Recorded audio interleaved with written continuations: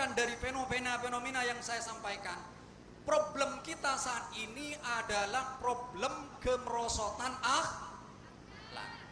Dan tantangan yang harus kita hadapi yang paling besar saat ini adalah apa?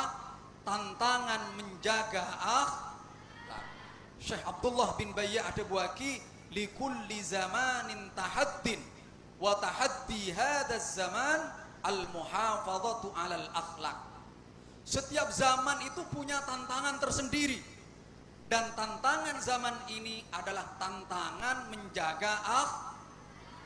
Ada ulama juga mengatakan innamal umamul akhlaqu ma baqiyat wa in humu dhahabu akhlaquhum dhahabu. Jadi kata Imam Ahmad Asy-Syauqi, keutuhan suatu umat itu tergantung akhlak. Kalau akhlaknya buruk, bangsa itu sudah sama dengan sudah lenyap. Kalaupun dia maju, kalau kita umat Islam, Nabi Muhammad SAW dipuji oleh Allah di dalam Quran itu bukan pada tampannya, bukan pada gagahnya, bukan pada kayanya, bukan. Tetapi yang dipuji oleh Allah adalah akhlak. Dabun Allah kenapa?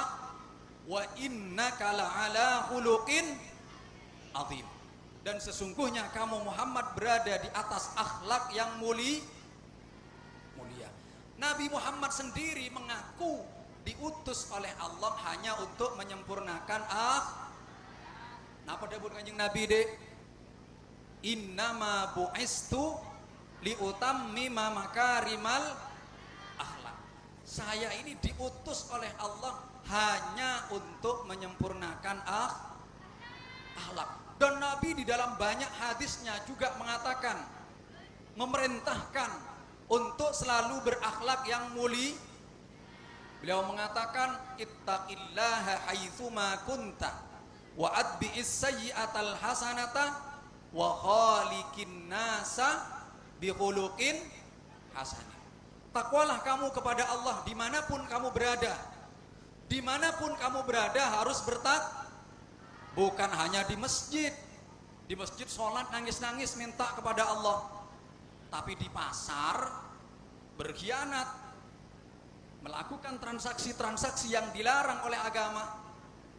Ini namanya bertakwanya tidak di semua Kata Nabi, ittaqillaha haitsuma kun, di mana saja.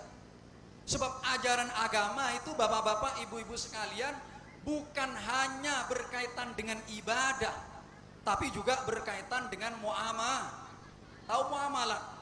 Di fikih, di dalam Fathul Qorib, pertama itu fiqhul ibadat. Nanti dijelaskan toharoh, sholat, zakat, puasa, haji. Nah, itu namanya fiqhul ibadah. Setelah itu apa namanya? Fiqhul muamalah, ekonomi Islam, hukum-hukum yang terkait dengan transaksi. Di situ dijelaskan baik ijarah, qirat, mudharabah, syirkah, dan semuanya yang terkait dengan transaksi-transaksi. Kemudian setelah itu ada fiqhul munakahat, fikih yang berkaitan dengan pernikahan. Setelah itu ada fiqhul jinayat, fikih yang berkaitan dengan pidana. Berarti Islam itu mengatur semua hal-hal yang terkait dengan manusia, mulai dari tedung sampai tedung boleh. Tetap bertakwa di mana saja. Nah, kemudian Nabi bersabda, wa'at bi'is sayyi'atal hasanata. Kalau kamu melakukan keburukan, ikuti dengan kebaikan. Tetimun sampean, adik-adik, bapak-bapak, ibu-ibu, ngening ngelakoni kecubaan.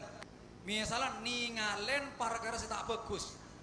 Segera pakai mata kita untuk baca Quran, untuk melihat Quran. Kenapa sebab? Kebaikan ini akan bisa menghapus efek daripada keburukan itu. Karena senikah adik-adik, kalau orang berbuat maksiat kok tidak ditaubati, tidak diikuti dengan kebaikan, maka nanti di dalam hati itu akan muncul titik hitam. Kalau maksiat lagi, maka nanti hati kita akan penuh dengan hitam, sehingga menjadi gelap, menjadi keras. Ketika keras ini, maka nanti akan sulit nasihat sulit masuk diingatkan tentang kematian tetap tidak masuk. Kenapa? Karena hati sudah ron. Istilah Al-Quran itu ron. Makanya kata Nabi, kalau melakukan keburukan hendaknya diikuti dengan melakukan kebaikan. Kalau lihat yang tidak baik, ikuti dengan melihat Al-Quran, membaca Al-Quran. Kalau ngomong yang tidak baik, segera ikuti dengan berzikir.